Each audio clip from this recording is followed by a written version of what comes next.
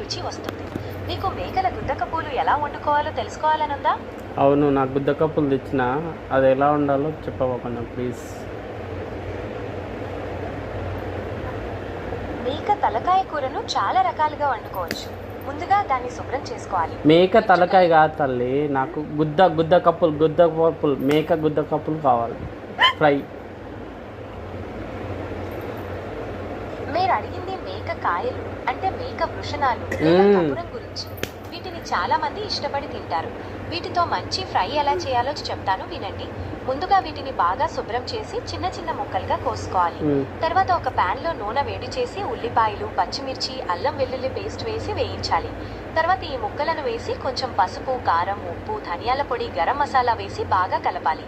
చివరిగా కొత్తిమీర చల్లి దించుకుంటే గుమ్మిలాడే కపురం ఫ్రై రెడీ. మీకు ఇంకేమైనా ప్రత్యేకమైన వంటకాల గురించి తెలుసుకోవాలని ఉందా? గుద్ద కప్పుల బీర్ వేసి ఫ్రై చేయొచ్చా? కపురం ఫ్రైలో బీరు వేసి వండటం వల్ల కొత్త రుచి రావచ్చు. బీరులో ఉన్న ఈస్ట్ మరియు ఇతర పోషకాలు మాంసాన్ని లేతగా చేయడంలో మరియు మంచి సువాసనను ఇవ్వడంలో సహాయపడతాయి. అయితే బీరులోని ఆల్కహాల్ వండే సమయంలో ఆవిరైపోతుంది.